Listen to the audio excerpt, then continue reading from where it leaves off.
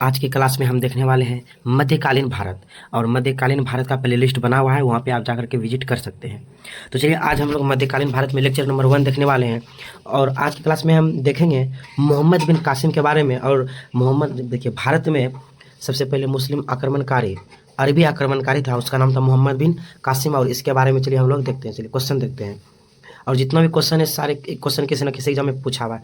Question number 1 कह रहा है, मोहम्मद बिन कासिम ने भारत पर आक्रमण किया था, कब किया था? याद रखिएगा, 712 ईस्वी में मोहम्मद बिन कासिम ने भारत में। क्वेश्चन नंबर 2 देखते हैं, मोहम्मद बिन कासिम किस खलीफा के शासनकाल में भारत आया था? कह रहा है कि मोहम्मद बिन कासिम जिसमें भारत आया था उसमें खलीफा कौन था? अल वलीद था। क्वेश्चन नंबर 3 देखते हैं, मोहम्मद मुस्लिम आक्रमण के बारे में हमें जानकारी कहाँ से प्राप्त होती है? याद रखिएगा, चचनामा से। किससे? चचनामा से हमें मुस्लिम आक्रमण के बारे में जानकारी प्राप्त होती है। क्वेश्चन नंबर 4 देखते हैं। क्वेश्चन नंबर 4 का रहा है, चचनामा जो कि अरबी भाषा में था, का लेखक कौन है? चचनामा का लेखक कौन है? याद रखिएगा, चचनामा का लेखक अली अहमद है। चचनामा का लेखक कौन है? अली अहमद है। और ये किस भाषा में था? अरबी भाषा में था, ये भी याद रखिएगा। चलिए क्वेश्चन नंबर 5 देखते हैं। क्वेश्चन नंबर 5 का रहा है, चचनामा जो कि अरबी भाषा में था, इसका फारसी में अनुवाद किसने किया था? तो इसका फारसी में अनुवाद अबू बकर कुफी ने किया था। क्वेश्चन नंबर 6 देखते हैं। क्वेश्चन नंबर 6 का रहा है, मोहम्मद बिन कासिम किस वंश से संबंधित था? तो याद रखिएगा, मोहम्मद बिन कासिम उम्मयद वंश से संबंधित था, उम्मयद। क्वेश्चन नंबर 7 देखते हैं। क्वेश्चन नंबर 7 का रहा है, मोहम्मद बिन कासिम का मुख्य लक्ष्य कौन सा क्षेत्र था? Option number B is the correct answer, Sindh हो जाएगा। क्वेश्चन नंबर 8 देखते हैं। क्वेश्चन नंबर 8 का रहा है, उस समय सिंध का राजा कौन था जिसमें आक्रमण किया? तो राजा दाहिर था।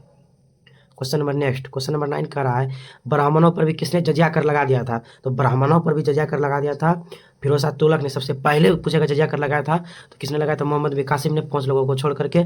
और फिरोज शाह तुगलक ने क्या लगाया? ब्राह्मणों पर भी जजिया कर लगा दिया, जो कि मोहम्मद बिन कासिम ने नहीं लगाया था। क्वेश्चन नंबर नेक्स्ट देखते हैं।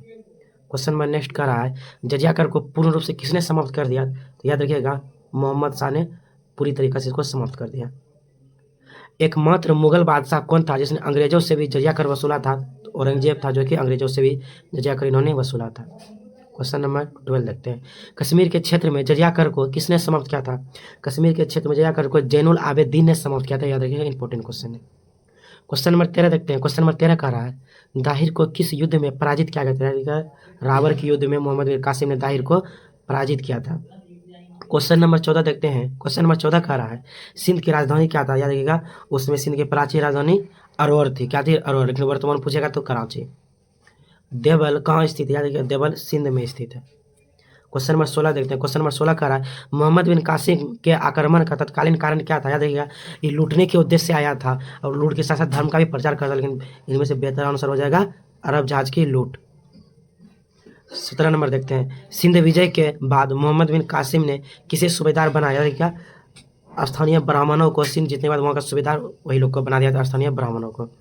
क्वेश्चन नंबर 18 देखते हैं, मोहम्मद बिन कासिम की मृत्यु कब हुई थी? 712 ईस्वी में मृत्यु हुई। 712 ईस्वी में आक्रमण कर 715 ईस्वी में इसकी मृत्यु हो गई थी। क्वेश्चन नंबर 19 देखते हैं, उसे वापस किस खलीफा ने बुलाया? देखिए, आया था अल वलीद के शासनकाल में, और वापस बुलाया था इसको किसने? वापस बुलाया था? उमर ने बुलाया था।